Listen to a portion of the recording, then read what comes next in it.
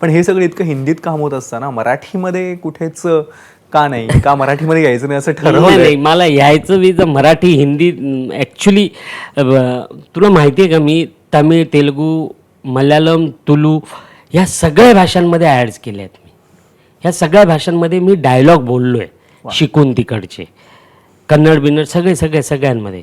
तर मराठी माझी तर मातृभाषा आहे ना, मला त्याच्यात काम मे बी तिकडच्या क्रिएटिव्हजला असं वाटत असेल की मला अजून अभिनय माझ्यापासून लांब आहे किंवा काय आहे, का भीती वाटते त्यांना मला माहीत नाही.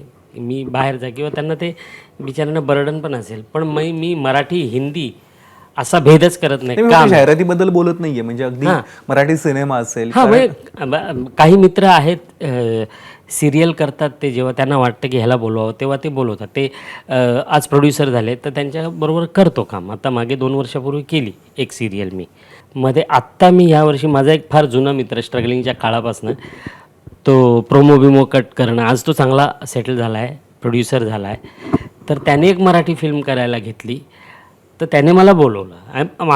आम्ही सगळे, म्हणजे तो, त्याचा मित्र आणि मी इनिशियल स्टेजपासून एकत्र आहोत, अगदी स्ट्रगलिंग पिरियड. पण मित्रच लागतो म्हणजे नाही, त्याने बोलवलं, मी गेलो. मी इन जनरल विचारतोय की मित्रच लागतो तरच तुम्हाला ते कामासाठी बोलवलं जातं?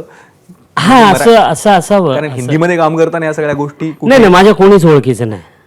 मला तेच विचारायचं, कारण मराठीबद्दल बोलताना मी 2-3 वेळा हे ऐकलं की तो मित्रांनी बोलवलं वगैरे. हा, मराठीमध्ये तर ते झालंय, माझ्या मित्रांनीच मला काम दिलं. कंपू आहेत किंवा त्यांचे ग्रुप्स बनलेले, असं खूपदा आपण ऐकत असतो. असावेत असा काय अनुभव आहेत?